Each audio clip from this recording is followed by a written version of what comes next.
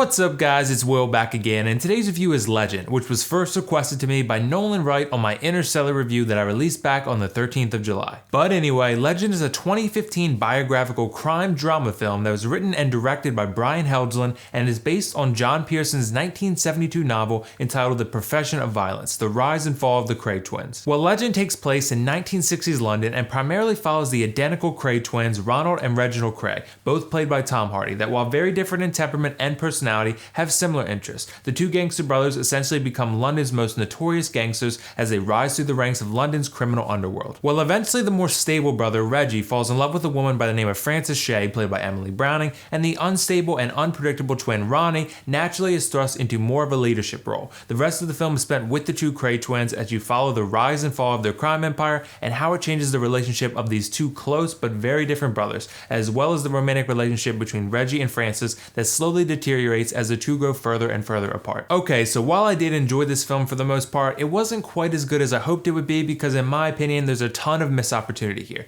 For those of you that haven't seen this film, I'll tell you right off the bat that its style reminded me a lot of Sin City in some ways, but more silly and cartoonish. So if you've seen Sin City before and you're not a fan, then this movie is probably not going to be for you. Whether deliberately or unintentionally, this film has a very cartoonish feel to it. I personally believe there's a lot of missed opportunity in that style because I think this film would have been much better off taking a more serious drama-filled approach rather than a silly cartoonish one. This isn't to say that it's 100% cartoonish all the time because that's not true, but there are a ton of cases where it did feel that way through the dialogue and character interactions and the fight scenes and so forth. There's still a significant amount of well-executed drama present here, but there are plenty of cases where scenes are severely diminished in their impact because of some silliness injected into that specific scene. For the most part, I did enjoy this story though. What I found myself most interested in were the relationships that our three main characters had with one another and how those relationships developed and eventually deteriorated over time. The two Craig twins both had really unique and clearly identifiable personalities, and you could easily tell them apart, not just because one wears glasses and one doesn't, but rather through their body language, their communication, and overall mannerisms. It was interesting to watch these two brothers communicate with one another because sometimes it was affectionately and other cases it was violent. Sometimes they agree on how a situation needs to be handled and sometimes they disagree because Reggie is a more level-headed business mind than his paranoid schizophrenic brother Ronnie is. There's several instances where Reggie arrives at a crossroads between doing what's right for the business or doing what's right for his brother's interests, and that made for some very compelling drama. The romantic relationship between Frances and Reggie was also one of the best parts of this movie because there's a slow deterioration that takes place and it's really sad, but at the same time dramatic and entertaining as well.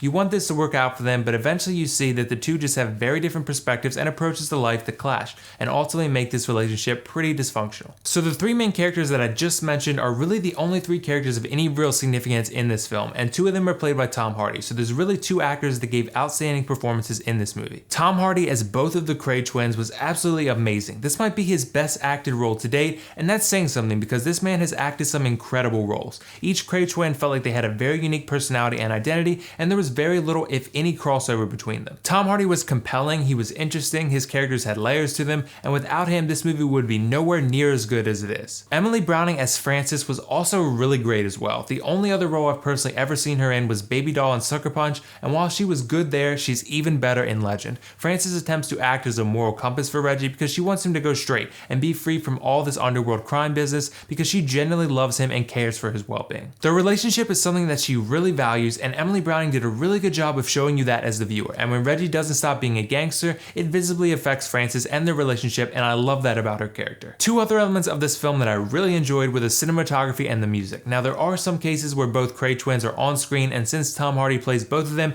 they have to like blend the shots, so to speak, and something looks a little off. But other than that, all the shots in this movie looked really awesome and dramatic. The music reminded me a lot of the music from Birdman in that it's very drum heavy and it really gets you excited for events to come. One last thing I want to mention is that I do think that this movie is pretty uneven in terms of its quality. Act 1 had me pretty intrigued and entertained, while Act 2 was a complete wash, and Act 3 was executed extremely well with a very solid ending. Act 2 just felt too silly and the pacing was weird with events just happening with little to no explanation, and then some weird out of place scenes that were thrown in there that just felt awkward, and it was just a rough act overall. But as a whole, I found myself pretty entertained with this movie, although I do think there were a lot of missed opportunities. I did think this film had some very compelling characters and relationships, great acting, some awesome cinematography and music, and a very strong Act 3 and ending. Sadly, I also thought the film felt too cartoonish at times, the dialogue felt unnatural in some spots, and Act 2 was poorly paced and silly. I'm gonna give this film a 7 out of 10, and generally recommend that you watch this one wherever wherever you can if you're looking for a well-acted period drama film. So did you guys see Legend yet? What did you think of it? Let me know your thoughts in the comments below. And if not, let me know whether you'd be interested in watching this film or not. And as always, if you like this video, click that like button and don't forget to subscribe to my channel for much more content like this. Thanks again to Nolan Wright for the request, whose channel link you can find in the description below. I'm trying my best to make it through all these as quickly as possible, but either way, keep sending me your request. My next video will probably be the Blair Witch, but I'm hoping we hit 300 subscribers soon so I can make a celebratory video and update you guys on the channel and also tell you more about myself and my background. So look for those videos sometime soon, hopefully. That's all for now though. This is WillFoxification signing off. See you in the next review.